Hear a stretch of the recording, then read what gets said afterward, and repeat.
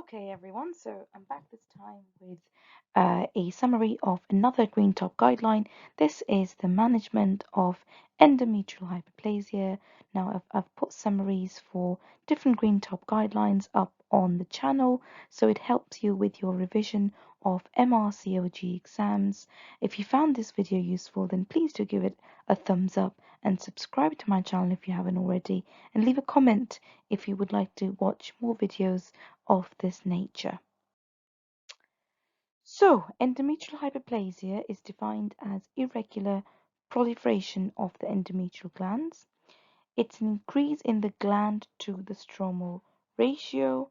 The World Health Organization 2014 definition divides it into two groups, such as hyperplasia without atypia and atypical hyperplasia. The most common presentation is abnormal uterine bleeding. This includes heavy menstrual bleeding, intermenstrual bleeding, irregular bleeding, unscheduled bleeding on HRT, and postmenopausal bleeding. Risk factors: increased BMI with excessive peripheral conversion of androgens in adipose tissue to estrogen, and ovulation, such as in perimenopause or PCOS, which is polycystic ovarian syndrome, estrogen secreting ovarian tumors like your granulosa cell tumors, drug-induced example being on systemic estrogen replacement therapy or long-term tamoxifen. So the diagnosis of hyperplasia is a histological diagnosis. So no scans can confirm it or any other way really. So you want to take a tissue sample, send this off, and it's the histology that'll confirm whether it is hyperplasia or not. So you can do a diagnostic hysteroscopy and do, and be able to visualize the endometrium and then take a sample, especially if in the outpatient setting the endometrial sampling fails or is non-diagnostic, then you can think about doing a diagnostic hysteroscopy and taking a sample. A transvaginal ultrasound scan can be done, and it may have a role in picking up endometrial thickness, which may be indicative of endometrial hyperplasia, but really the hyperplasia definition and the diagnosis is a histological one. So hysteroscopy and biopsy can pick up endometrial hyperplasia within a polyp or other discrete focal lesion, because if you're doing a hysteroscopy, you're able to see what you're doing, and you can take the biopsy from any areas that you think don't look right or look abnormal, and that's how you can diagnose the hyperplasia in a discrete focal place in the endometrium. So endometrial hyperplasia without atypia progressing to endometrial cancer is less than 5% over 20 years. Majority of cases of endometrial hyperplasia without atypia will regress spontaneously during follow-up. Endometrial biopsies generally would show disease regression, especially when the identifiable risk factors can be reversed. Progestogens treatment with the treatment of progesterone, there's a higher disease regression rate. So first line medical treatment for hyperplasia without atypia is the Mirena coil. So any form of continuous oral or levonorgestrel releasing device is what you want to be using. So it's very important to notice a continuous oral progesterone if it's given orally, but otherwise the Mirena coil is the first line. Now, if the patient declines the Mirena, then you can use something like medroxyprogesterone 10 to 20 milligrams a day, or norethisterone 10 to 15 milligrams per day for these patients. It should be used for a minimum of at least 6 months. When the coil is used, it should be encouraged to be used for at least 5 years, as this reduces risk of relapse. So the endometrial surveillance should be done on a continuous basis to follow up these patients, and this is normally done with a outpatient endometrial biopsy. Minimum interval is at least 6 months, and at least 2 consecutive 6 monthly negative biopsies are needed before discharge. It's higher risk of relapse in patients who have a higher BMI, so BMI over 35, or those treated with oral progestogens. 6 monthly endometrial biopsies are recommended for these patients as well. Once 2 negative biopsies is obtained, then long-term follow-up is recommended with annual endometrial biopsy in these high-risk patients. So hysterectomy is only indicated if the patient does not wish to preserve fertility when progression to atypical hyperplasia occurs during follow-up. So remember, these are patients who had hyperplasia without atypia. So if during follow-up this hyperplasia then is progressing to atypical hyperplasia, then hysterectomy is recommended, or there's no histological regression of hyperplasia despite 12 months of treatment, or there is relapse of endometrial hyperplasia after completing progestogen treatment, or there's persistent of bleeding symptoms, or the woman declines to undergo endometrial surveillance or comply with medical treatment.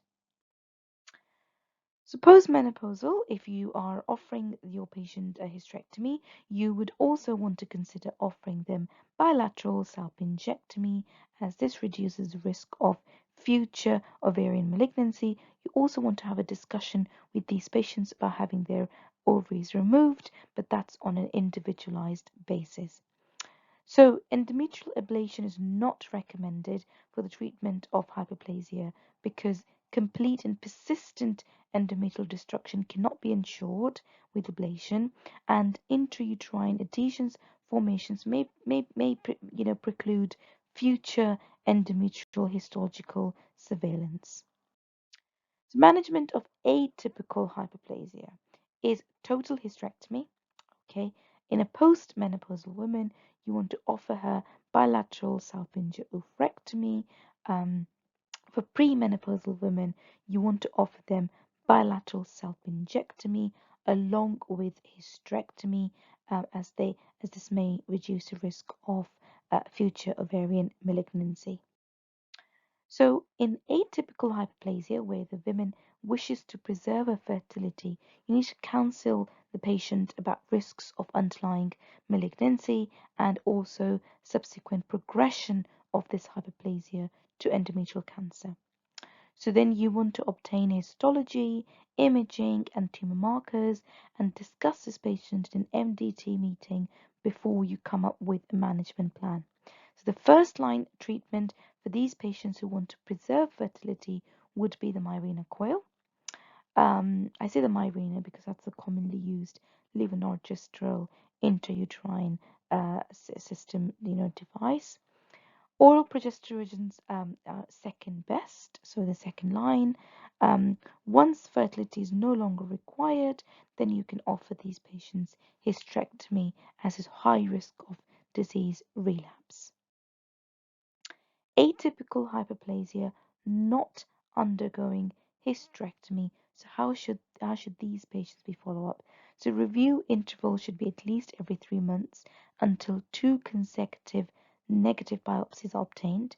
In asymptomatic women with a uterus and evidence of histological disease regression based upon minimum of 2 negative biopsies, long-term follow-up is every 6 to 12 months until a hysterectomy is performed. So you want to have at least 2 negative biopsies 3 months apart, and once you've obtained that and your patient is asymptomatic, then you can increase the follow-up interval to at least 6 to 12 months, every 6 to 12 months until hysterectomy can be offered. So endometrial hyperplasia for patients who are wishing to conceive. So disease regression should be achieved on at least 1 endometrial sample before the patient tries to conceive. Referral should be done to a fertility specialist. Assisted reproduction um, is recommended because live birth rate is higher and it may prevent relapse compared with natural conception. Prior to assisted reproduction, regression of endometrial hyperplasia should be achieved as this is associated with higher implantation and clinical pregnancy rates. So patients on HRT, on systemic estrogen, only HRT, should not be used in women with uterus. So patients who have hyperplasia should not just be given estrogen, as obviously this would just feed the endometrium and make it even thicker, and perhaps make the progression to something more sinister more likely. And the patients should be encouraged to report any unscheduled vaginal bleeding quite promptly. Sequential HRT advised. So if patients are taking sequential HRT, they should be advised to change to continuous progestogens intake using the Mirena coil or a continuous combined HRT preparation. So adjuvant treatment for breast cancer. So tamoxifen increased risk of developing endometrial hyperplasia and cancer, report any vaginal bleeding or discharge. Aromatase inhibitors such as anastrozole, exemestane, and letrozole not known to increase risk of endometrial hyperplasia and cancer. Tamoxifen and prophylactic progesterone therapy. So patients who so we know that the coil prevents polyp formation and reduces the incidence of endometrial hyperplasia. What we don't know is if the coil has what the effect of the coil is on breast cancer recurrence, and that remains uncertain. So on tamoxifen treatment for breast cancer, so the need for tamoxifen should be reassessed and managed, and this should be discussed with the oncologist. So if there's endometrial polyp and there is endometrial hyperplasia found within the polyp, then complete removal of the uterine polyp and polyps is recommended, and biopsy of the remaining endometrium. Subsequent management would obviously depend on what the histology finds from the polyp. So this is quite a nice flow chart as this summarizes my entire talk and talks about what to do in each of the scenarios. So if there is endometrial hyperplasia, you want to know whether there is any atypia or atypical hyperplasia. So if there is so it's without atypia, then you want to address risk factors. So the first line treatment is your Mirena coil, and second line is your oral progestogens. You then want to do endometrial biopsy at 6 months, um, and, and take it from there. If there is disease regression, then you can leave the coil in for 5 years. If there is they're on oral progesterone therapy, then you want to stop after 6 months. And total hysterectomy plus or minus BSO if there is ongoing abnormal uterine bleeding. If a patient has a BMI of less than 35 and has two consecutive or more than two consecutive negative biopsies at least 6 months apart, then you can discharge them. If a patient has more than 35 BMI or equal to 35 or treated with oral progesterone, then more than two negative biopsies 6 months apart uh, uh, should be taken, and then thereafter it should be done on a yearly basis. If there is persistent of hyperplasia despite treatment, then for just endometrial hyperplasia, you want to start medical treatment. If observations failed, advise total hysterectomy plus or minus BSO if persistent after 12 months of medical treatment. If there's progression on treatment, then you advise total hysterectomy plus or minus BSO. Okay, so for if there is atypical hyperplasia, then you want to advise total hysterectomy plus or minus BSO in the first instance. But if, for example, patient wants to do fertility, if they want to preserve their fertility, or surgery is contraindicated, then you can either offer them the coil as first line or the oral progesterone as second line. And if there is disease regression on two consecutive negative biopsies 3 months apart, then you can increase this duration to at least 6 to 12 months and continue reviewing them. And if there's any relapse, then advise total hysterectomy plus or minus BSO. If there is persistence of hyperplasia, despite being on some treatment for atypical hyperplasia, then again you want to advise total hysterectomy plus or minus BSO. If there's progression to cancer, then manage according to local cancer guideline. Okay. Well, I hope this guideline summary was useful for you, and I hope this is going to help you with your exam revision. Please do give this video a thumbs up and subscribe to my channel if you haven't already. Also share it with your friends and colleagues who may find it useful. I really do hope that these videos are benefiting you, and do leave me a comment down below if there is anything you want to watch, or if there's any guideline or talk articles that you would rather have summarized. I hope you've enjoyed the video.